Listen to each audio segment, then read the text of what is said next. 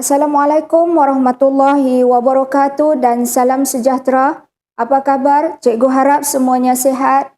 Hari ini cikgu akan kongsikan 10 petua sebelum masuk ke sekolah menengah.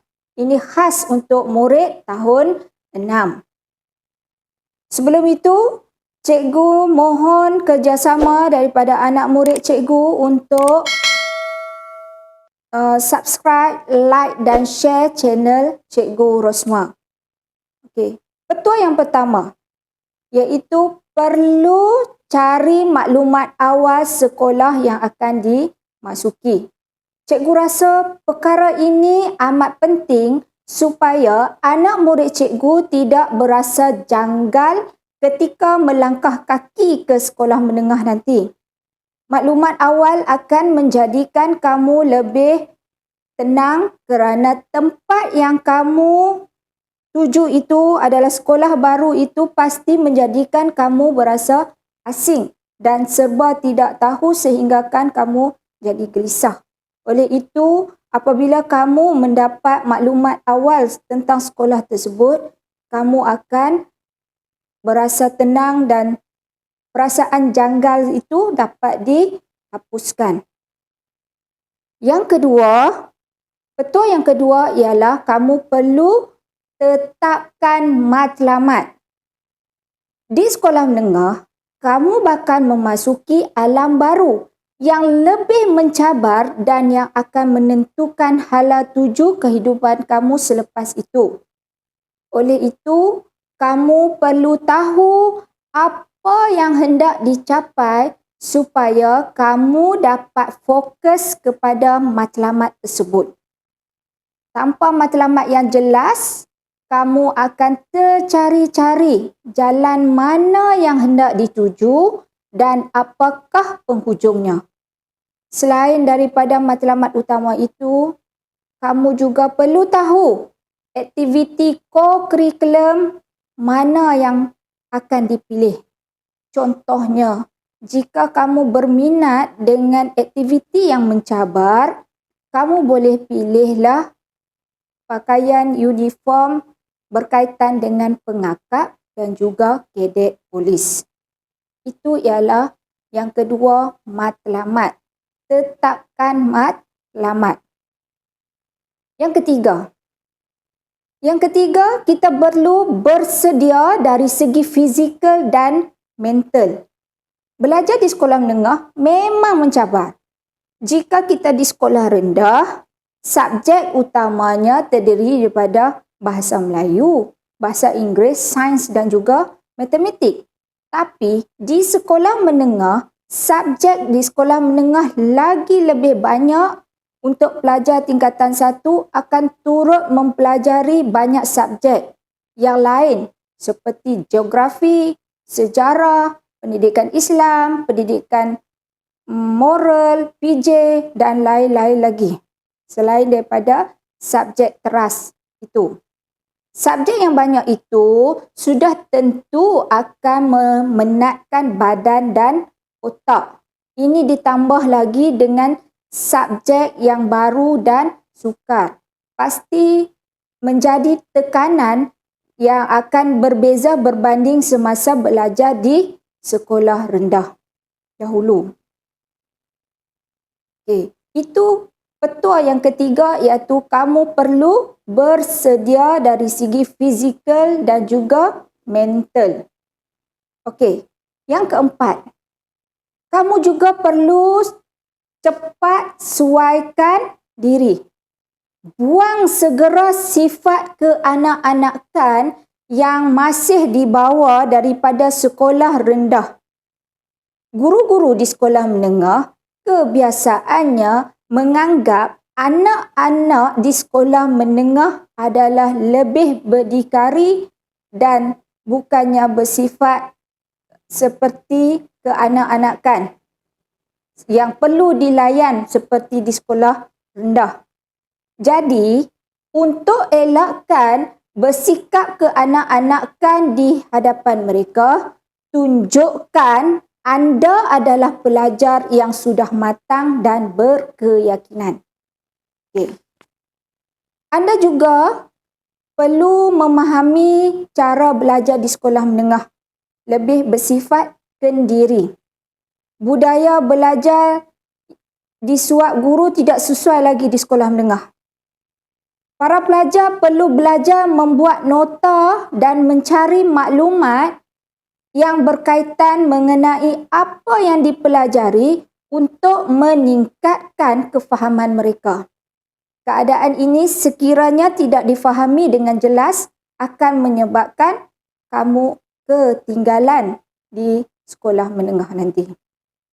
Okey, itu ialah petua yang keempat, iaitu cepat sesuaikan diri.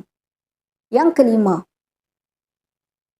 Kelima, kamu perlu hormati pelajar senior.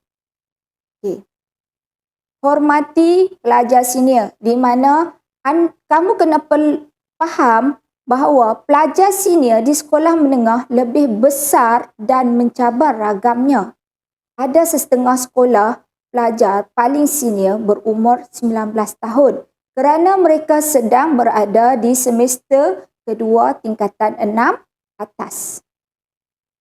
Kepada sekolah menengah yang hanya di tingkatan 5, pelajar seniornya adalah pelajar yang berumur 17 tahun.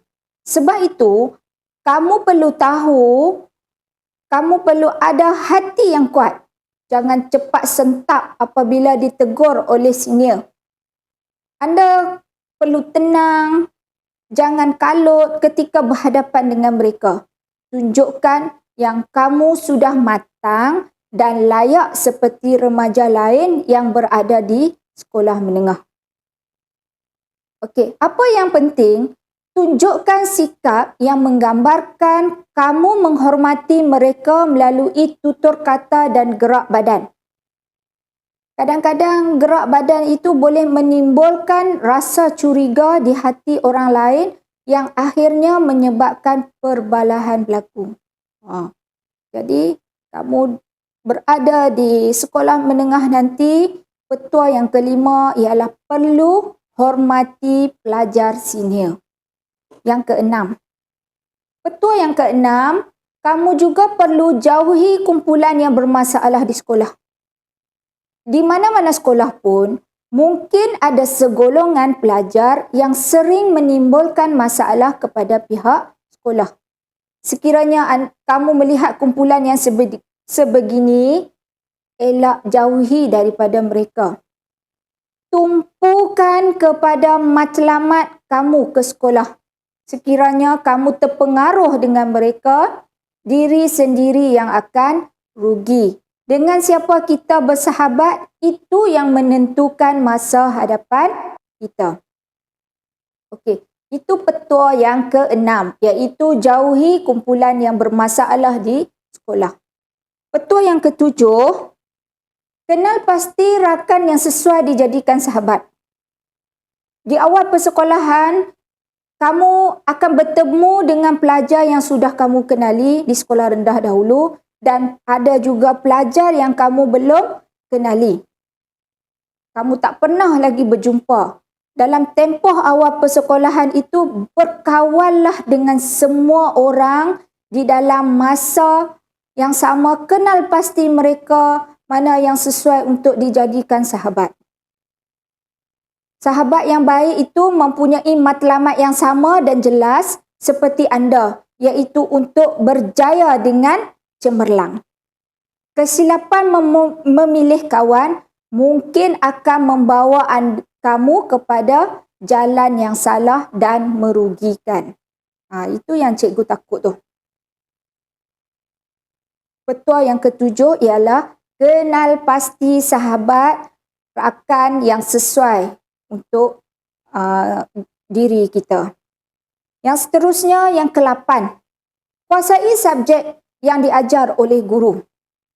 Kebanyakan subjek adalah sukar dan berkesinambungan dengan tingkatan yang akan datang. Tingkatan 1 akan berkesinambungan dengan tingkatan 2. Tingkatan 2 akan berkesinambungan dengan tingkatan 3. Jika asasnya lemah untuk jangka panjang, ia tidak baik untuk kamu. Oleh itu, jika tidak faham, segera bertindak untuk menguasainya dengan cara berjumpa dengan guru untuk bertanyakan soalan dan juga bertanyakan kepada rakan-rakan untuk mohon bantuan mengajar kamu supaya kamu lebih faham. Jangan biarkan masalah tidak faham itu berlarutan kerana ia akan menyusahkan hidup kamu nanti. Okey. Itu petua yang ke-8, iaitu kamu perlu kuasai subjek yang diajar oleh guru. Okey, yang ke-9. Yang ke-9, setiap guru di sekolah menengah wataknya adalah berbeza-beza. Macam tu juga di sekolah rendah. Okey, setiap guru wataknya berbeza-beza. Saya percaya semua guru ingin melihat anak didiknya berjaya. Namun begitu, kita perlu faham bahawa watak mereka tidak semestinya sama. Ada guru suka membuat lawak dan ada guru yang serius sepanjang pembelajaran, pengajaran. Begitulah guru berdiri bersama watak masing-masing dan pelajar perlu memahaminya. Atas sebab itu, kita tidak boleh melayan guru dengan cara yang sama. Okay. Faham kan? Ada yang guru yang serius, ada guru yang boleh dibuat lawak. Jadi, kita kena seimbangkan dengan sifat guru itu sebab watak setiap guru adalah berbeza-beza. Okey, sebaiknya biarlah cara berkomunikasi dengan guru itu adalah secara formal. Bagi guru-guru yang mungkin belum biasa dengannya, bagi guru yang mungkin kita agak biasa dengannya, bolehlah berkomunikasi secara santai. Kalau kita dah kenal dengan baik, kita boleh berkomunikasi dengan santai-santai. Apa yang penting, sama ada formal atau santai, jagalah tutur kata serta sikap dan gunakan bahasa mulut dan bahasa badan yang baik sepanjang berinteraksi dengan guru. Okey, last yang ke-10, iaitu segera melaporkan sekiranya anda dibuli atau diganggu. Laporkan perkara ini kepada guru. Inilah perkara yang cukup penting. Kita harap kamu tidak berdiam diri apabila dibuli, diugut dan sebagainya. Segeralah melaporkan kepada guru. Janganlah takut kerana undang-undang akan melindungi anda. Ketangkasan bertindak bukan sahaja dapat melindungi kamu, malah dapat melindungi pelajar lain yang daripada dibuli atau diganggu pada masa hadapan. Itu pentingnya apabila kita diganggu ataupun dibuli, segeralah melaporkan hal ini kepada pihak pentadbir ataupun guru-guru di sekolah menengah. Sekian, terima kasih. Sehingga berjumpa lagi di dalam video yang seterusnya.